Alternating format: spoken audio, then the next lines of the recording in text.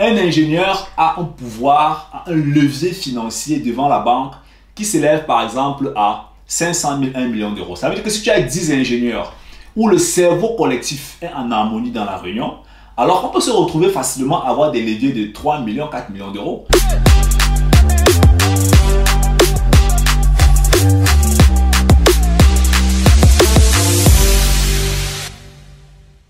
Salut, c'est Simplice et bienvenue dans cette vidéo où nous allons parler du concept des réunions, de la force des réunions, dépendamment de leurs milieux socio-économiques, que ce soit en Afrique, que ce soit en Occident ou en Amérique. Mais avant de continuer, je t'invite à aller dans la barre de description où tu auras accès à une formation qui va te permettre de comprendre comment tu peux multiplier ton argent par 100%. C'est important, tu dois le faire, c'est extrêmement important de nos jours. Alors, regardons un peu le concept des réunions en Afrique, notamment au Cameroun. Comment est-ce que nos parents font pour financer des projets? Comment est-ce que nos parents font pour se développer? Comment est-ce qu'ils font pour envoyer les enfants à l'école? Comment est-ce qu'ils font pour acheter des terrains, lancer des business? Que ce soit des professeurs, que ce soit des entrepreneurs, que ce soit des investisseurs, que ce soit des femmes qui ont des petits commerces. Il y a toujours une réunion où on cotise de l'argent et puis quelqu'un va bouffer pour lancer un projet. On a des banques dans la réunion. Bref, je pense que tu comprends le concept des réunions en Afrique.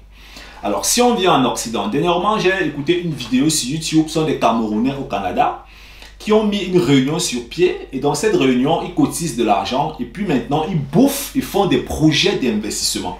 Et dans cette réunion, ils finissent même par aider les frères aussi sur place à pouvoir plus tard financer leur projet d'achat de maison ou bien financer certaines entreprises. Donc, ils ont adapté la réunion à leur milieu socio-économique. Je vais prendre le cas de l'Allemagne, par exemple, le pays dans lequel est-ce que je suis beaucoup plus actif.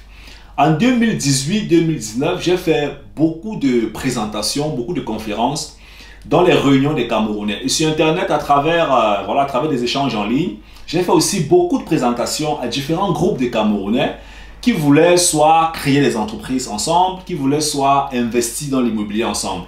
Mais je me suis rendu compte d'une chose qui est extrêmement importante à chaque fois que je donnais les conférences à ces réunions. C'est que, premièrement, l'esprit du groupe n'était pas assez poussé dans la réunion. Ce qu'on appelle le cerveau collectif.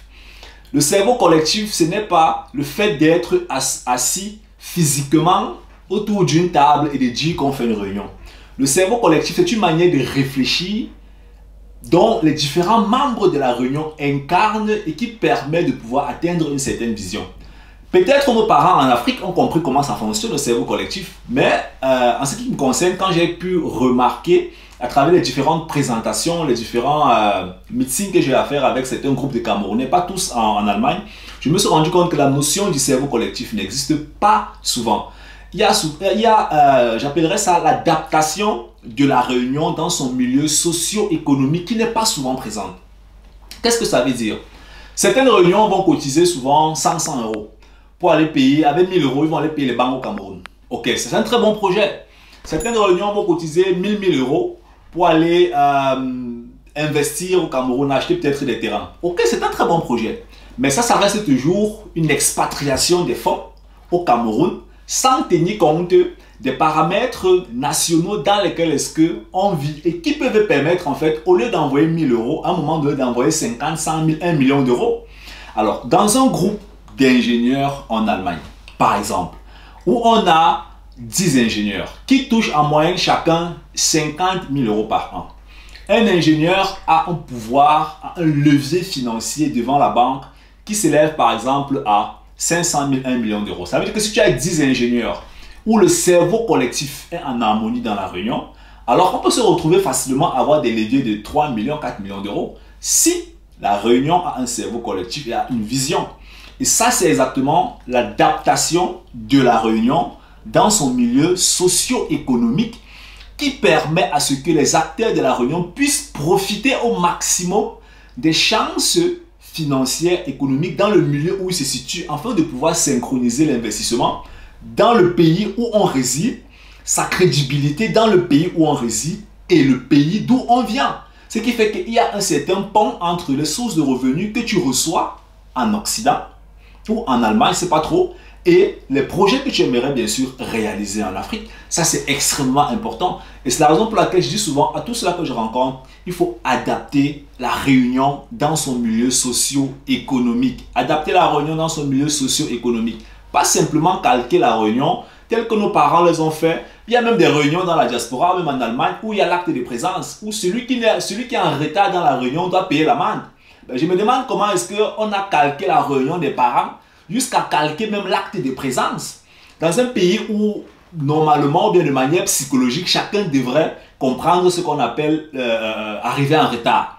On copie même, je vais appeler ça les règles de la réunion des parents en Afrique, on vient avec en Europe. Ça, c'est une culture d'investissement, ça, c'est une culture de placement, c'est une culture de fonctionnement, en fait, que beaucoup d'entre nous ont copié sans s'interroger, sans se demander, mais pourquoi nos parents avaient fait l'acte de présence? Nous aussi, on fait l'acte de présence. Ça, c'est copier sans réfléchir, sans adapter dans le contexte réel. Donc, si tu es membre d'une réunion, si tu es dans une réunion où vous désirez investir ensemble, où vous désirez faire des programmes ensemble, où vous désirez faire passer la réunion, créer une nouvelle énergie dans la réunion, que la réunion quitte de A à B, que vous puissiez faire des projets ensemble, adapter la réunion dans le milieu socio-économique. Votre réunion peut créer par exemple une GmbH, vous pouvez créer une entreprise, avec ça vous faites, c'est pas trop des placements, ou bien vous développez dans votre milieu, et puis c'est comme ça que les gains plus tard vous pouvez investir au Cameroun ou en Afrique des sommes d'argent un peu plus élevées. Mais adapter la réunion dans le milieu socio-économique, c'est extrêmement important.